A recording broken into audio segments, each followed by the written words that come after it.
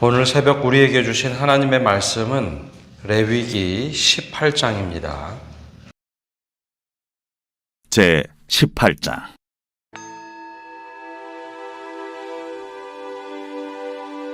여호와께서 모세에게 말씀하여 이르시되, 너는 이스라엘 자손에게 말하여 이르라. 나는 여호와 너희의 하나님이니라. 너희는 너희가 거주하던 애굽 땅의 풍속을 따르지 말며 내가 너희를 인도할 가나안 땅의 풍속과 규례도 행하지 말고 너희는 내 법도를 따르며 내 규례를 지켜 그대로 행하라. 나는 너희의 하나님 여호와이니라. 너희는 내 규례와 법도를 지키라. 사람이 이를 행하면 그로 말미암아 살리라. 나는 여호와이니라. 각 사람은 자기의 살부치를 가까이 하여 그의 하체를 범하지 말라. 나는 여호와이니라. 내 어머니의 하체는 곧 내 아버지의 하체이니 너는 범하지 말라. 그는 내 어머니인즉 너는 그의 하체를 범하지 말지니라. 너는 내 아버지의 아내의 하체를 범하지 말라. 이는 내 아버지의 하체니라. 너는 내 자매 곧 내 아버지의 딸이나 내 어머니의 딸이나 집에서나 다른 곳에서 출생하였음을 막론하고 그들의 하체를 범하지 말지니라. 내 손녀나 내 외손녀의 하체를 범하지 말라. 이는 내 하체니라. 내 아버지의 아내가 내 아버지에게 낳은 딸은 내 누이이니 너는 그의 하체를 범하지 말지니라. 너는 내 고모의 하체를 범하지 말라. 그는 내 아버지의 살부치니라. 너는 내 이모의 하체를 범하지 말라. 그는 내 어머니의 살부치니라. 너는 내 아버지 형제의 아내를 가까이 하여 그의 하체를 범하지 말라. 그는 내 숙모니라. 너는 내 며느리의 하체를 범하지 말라. 그는 내 아들의 아내이니 그의 하체를 범하지 말지니라. 너는 내 형제의 아내의 하체를 범하지 말라. 이는 내 형제의 하체니라. 너는 여인과 그 여인의 딸의 하체를 아울러 범하지 말며 또 그 여인의 손녀나 외손녀를 아울러 데려다가 그의 하체를 범하지 말라. 그들은 그의 살부치이니 이는 악행이니라. 너는 아내가 생존할 동안에 그의 자매를 데려다가 그의 하체를 범하여 그로 질투하게 하지 말지니라. 너는 여인이 월경으로 불결한 동안에 그에게 가까이 하여 그의 하체를 범하지 말지니라. 너는 내 이웃의 아내와 동침하여 설정함으로 그 여자와 함께 자기를 더럽히지 말지니라. 너는 결단코 자녀를 몰렉에게 주어 불로 통과하게 함으로 내 하나님의 이름을 욕되게 하지 말라. 나는 여호와이니라. 너는 여자와 동침함같이 남자와 동침하지 말라. 이는 가증한 일이니라. 너는 짐승과 교합하여 자기를 더럽히지 말며 여자는 짐승 앞에 서서 그것과 교접하지 말라. 이는 문란한 일이라. 너희는 이 모든 일로 스스로 더럽히지 말라. 내가 너희 앞에서 쫓아내는 족속들이 이 모든 일로 말미암아 더러워졌고 그 땅도 더러워졌으므로 내가 그 악으로 말미암아 벌하고 그 땅도 스스로 그 주민을 토하여 내느니라. 그러므로 너희 곧 너희의 동족이나 혹은 너희 중에 거류하는 거류민이나 내 규례와 내 법도를 지키고 이런 가증한 일에 하나라도 행하지 말라. 너희가 전에 있던 그 땅 주민이 이 모든 가증한 일을 행하였고 그 땅도 더러워졌느니라. 너희도 더럽히면 그 땅이 너희가 있기 전 주민을 토함같이 너희를 토할까 하느라. 이 가증한 모든 일을 행하는 자는 그 백성 중에서 끊어지리라. 그러므로 너희는 내 명령을 지키고 너희가 들어가기 전에 행하던 가증한 풍속을 하나라도 따름으로 스스로 더럽히지 말라. 나는 너희 하나님 여호와이니라. 오늘 새벽에도 하나님의 은혜 평강이 함께하기를 축복합니다. 오늘 말씀은 버려야 할 것에 대하여 또 따르지 말아야 할 것에 대해서 말씀을 하고 있습니다. 여러분, 신앙을 갖는다라는 것은 세계관을 바꾸는 일입니다. 지금 우리 아주 오래전에는 자연을 있는 그대로 본 것이 아니라 신들이 깃들여 있다라고 생각하고 보았습니다. 아마 교회 앞마당에도 그 백향목이 심겨져 있는데요. 아마 200~300년 전에 이런 큰 나무가 있다면 아마 그 나무를 성황당으로 생각하고 무엇인가 꾸렸을 겁니다. 근데 우리나라만 그런 것이 아니라 온 세계가 그랬죠. 하나님이 창조하셨다라는 것을 잊거나 혹은 모르는 세계였습니다. 그래서 하나님이 이 세상을 창조한 것을 잊자 사람들은 자연 속에 신들이 있다라고 생각을 했습니다. 예를 들어서 큰 나무가 있다. 그러면 그걸 신적인 존재로 생각을 했습니다. 또 신비한 장소라고 생각이 되면 그곳에 신전이나 동양에는 성황당 같은 것을 만들고 그곳에 빌었죠. 근데 예수님을 믿고 나면 하나님이 세상을 창조하셨다라고 생각하기 때문에 그러한 신비한 장소, 신들이 깃들여 있다라고 하는 것을 더 이상 믿지 않습니다. 자연은 자연 그대로구나. 나무는 나무 그대로 보고 바위나 큰 물건들을 그대로 봅니다. 이게 이제 예수님을 믿으면 창조주 하나님을 믿고 자연 그대로 볼 수 있는 시선이 생깁니다. 그 다음부터는 세상을 보는 눈이 달라지죠. 이처럼 예수님을 믿으면 세계관이 바뀌는 겁니다. 생각이 바뀌는 거죠. 물론 말씀을 잘못 해석하면 그 또한 신앙을 갖더라도 오류가 생깁니다. 예를 들어서 말씀대로 내가 한번 살아보자. 그래서 창세기 1장에 나오는 말씀처럼 땅을 정복하라, 땅을 다스리라. 처음에 이 말씀을 한참 땅을 정복하는 일에, 식민지를 삼는 일에 근거로 썼습니다. 땅을 다스리라. 마저 이게 한참 개발을 할 때는 마저 사람이 살기 편하게 다스리면 되지. 땅도 파헤치고 산에 있는 나무도 밀고 밀림에 정글도 밀어버렸습니다. 근데 하나님께서 이게 우리에게 이런 말씀을 왜 하셨을까? 말씀을 자세히 보니 다시 깨닫게 된 것은 땅을 정복하고 다스리라는 것은 땅을 경작하라는 것, 땅을 돌보라라는 거지 깨뜨리는 것이 아니다라는 것을 확인한 후에 하나님의 창조 질서를 가장 먼저 앞장서서 보호하는 것이 그리스도인들이었습니다. 즉 말씀을 제대로 보고 믿으면 세계관이 바뀌게 되어 있습니다. 오늘 말씀은 크게 이제 두 가지에서 이스라엘 백성들에게 말씀하고 있는데요. 노예 생활을 400년 동안 했습니다. 애굽에서 노예 생활을 하면서 애굽의 신들도 섬겼었고 애굽의 잘못된 문화가 히브리인들 즉 이스라엘 백성들에게 고스란히 남아있는 상태. 레위기 말씀은 그리고 나서 얼마 되지 않을 때 이 말씀을 받습니다. 하나님께서 그러면 무엇이라고 말씀하셨느냐? 두 가지를 말씀하시는데 3절과 4절에 이렇게 말씀하십니다.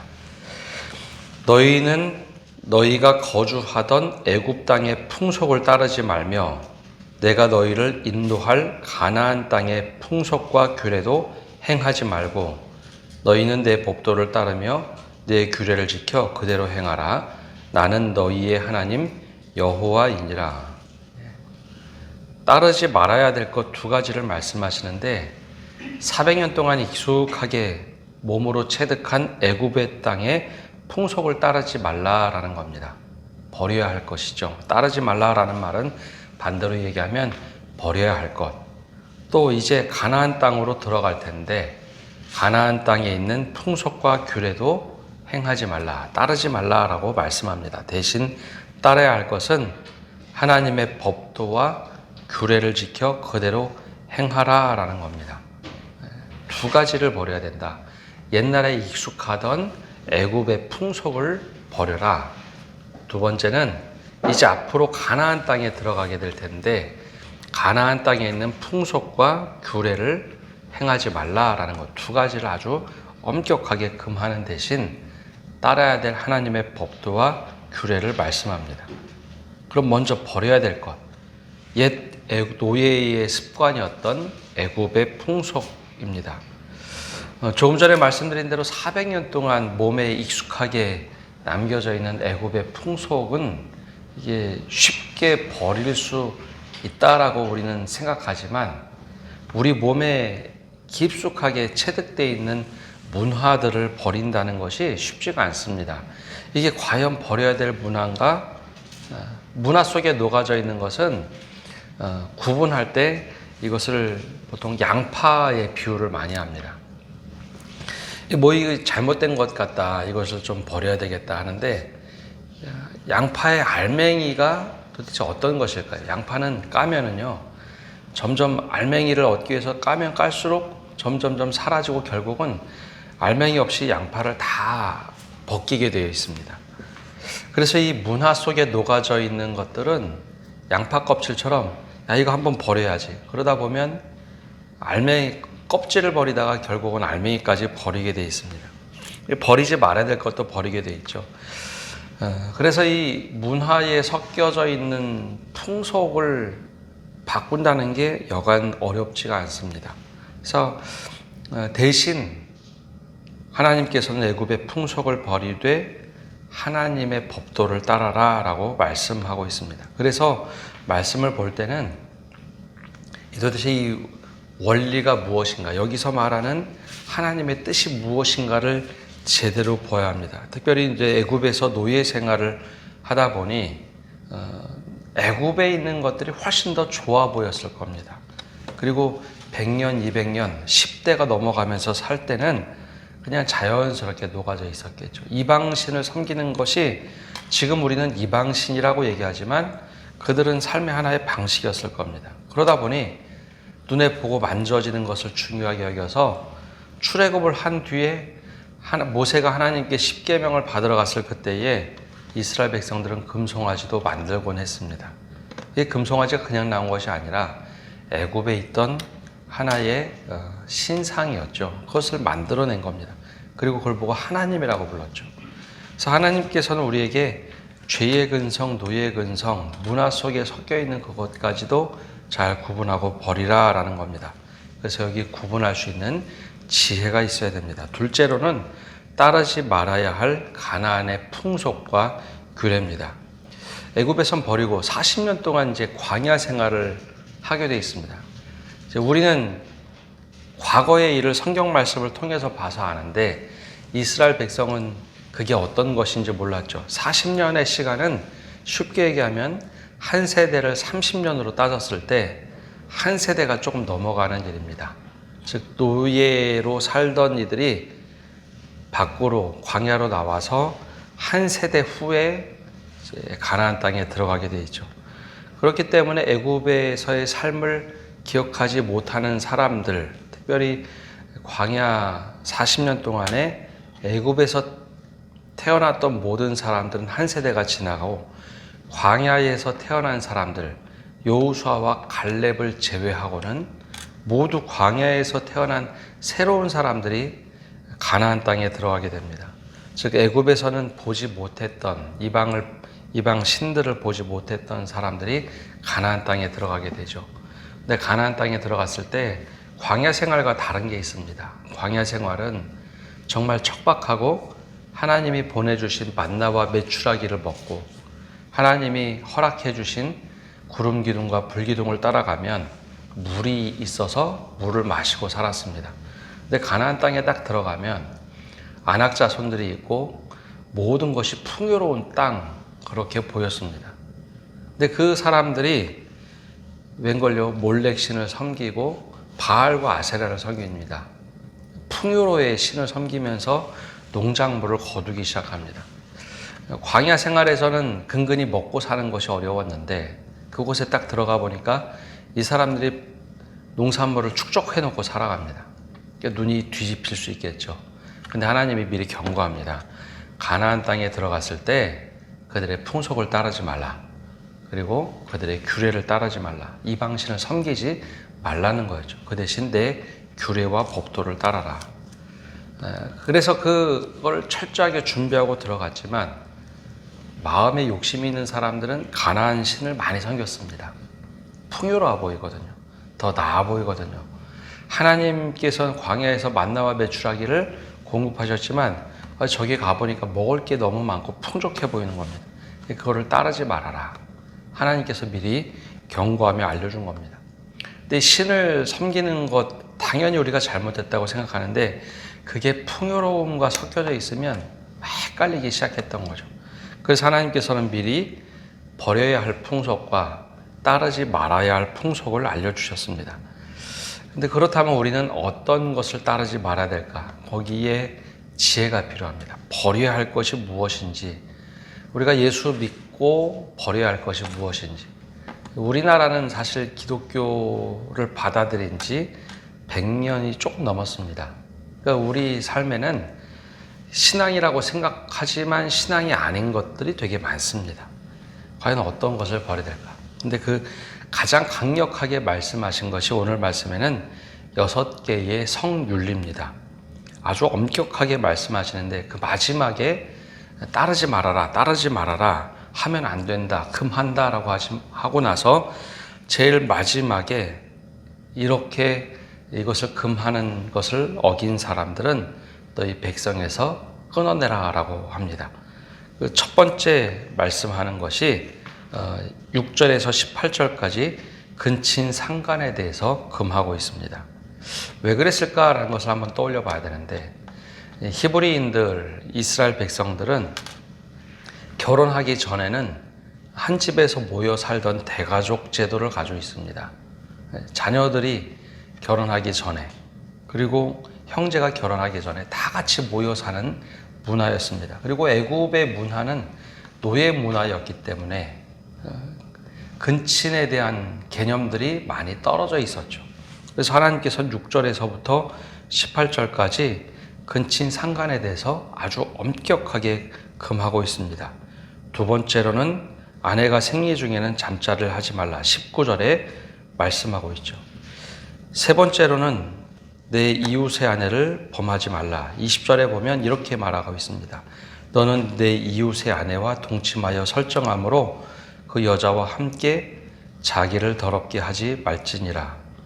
여기까지는 사실 애굽의 문화에 동화되었던 이스라엘 백성들을 말합니다. 그게 애굽에서의 문화가 아마도 그런 성적인 윤리가 무너져 있던 문화가 아니었는지, 그리고 살기 급급했기 때문에 노예 생활을 하면서 이런 윤리가 많이 깨져 있지 않았는가, 버려야 될 문화로 얘기합니다. 근데 네 번째는 좀 다릅니다. 네 번째는 우상이라는 몰렉에게 자녀를 주지 말라라고 말씀하고 있습니다. 21절에 이렇게 기록되어 있죠. 너는 결단코 자녀를 몰렉에게 주어 불로 통과하게 함으로 내 하나님의 이름을 욕되게 하지 말라. 나는 여호와이니라. 이거는 가나안 문화입니다. 이게 몰렉이라는 신에게 자녀를 바침으로 우리 가족이 괜찮아지면 그렇게 한 사람들이 있었죠. 근데 이것은 좀 나중의 이야기이지만 우상을 섬기지 말라라고 하는데, 한 사람 희생해서 모든 가족이 평안하다라고 하면 그렇게 행하는 사람들이 많았습니다. 지금은 가족 그러면 굉장히 소중하고 자녀를 귀하게 여겼지만 사실 그런 문화가 오래되지 않았습니다. 불과 200년이 채 되지 않았다고 하죠. 200년 전만 하더라도 자녀들은 재산의 일부분으로 생각하는 것이 전 세계 대체적으로 그런 문화들이 많았습니다. 이 자녀를 재산의 일부로 생각했습니다. 그래서 많이 낳고 그 중에 몇 명은 죽고 농사를 짓던 문화이기 때문에 그런 사고방식이 있었습니다. 근데 이제 수천 년 전이니까 얼마나 심했을까요? 자녀를 몰렉에게 주지 마라. 하나님의 이름을 욕되게 하지 마라. 하나님 믿는다고 하면서 하지 마라. 다섯 번째로는 동성애를 금지합니다. 22절에 보면 너는 여자와 동침함 같이 남자와 동침하지 말라. 이는 가증한 일이니라. 여섯 번째는 수간을 금지합니다. 23절에 너는 짐승과 교합하여 자기를 더럽히지 말며 여자는 짐승 앞에 서서 그것과 교접하지 말라. 이는 문란한 일이니라.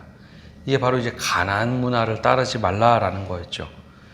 그런데 이제 이것으로 그냥 끝난 것이 아니라 왜 그럼 하나님께서는 이렇게 말씀하셨느냐? 24절과 25절에 이 말씀을 하십니다. 너희는 이 모든 일로 스스로 더럽히지 말라. 내가 너희 앞에서 쫓아내는 족속들이 이 모든 일로 말미암아 더러워졌고 그 땅도 더러워졌으므로 내가 그 악으로 말미암아 벌하고 그 땅도 스스로 그 주민을 토하여 내느니라.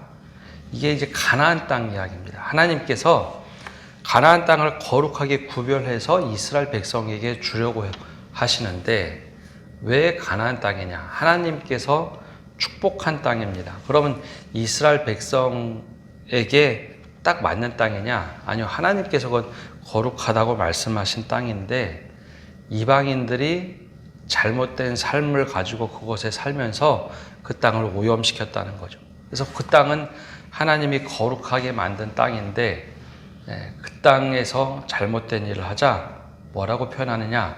그 땅이 이 백성들을 토하여냈다. 토해내서 쫓아냈다라는 겁니다. 그래서 하나님께서 나중에 이스라엘에게 가나안 땅을 허락하면서 너희는 가나안 땅에 들어가서 그 가나안 족속을 쫓아내라. 내가 이거 거룩하게 만든 땅인데 여기서 잘못 사는 사람들, 오염시키는 사람들을 잘못됐으니 토하여내도록 너희가 가서 내쫓아라 라는 겁니다. 근데 만약에 이스라엘 백성들이 그 땅에 가서 가나안 백성들의 풍속과 규례를 따르면 어떻게 될까요?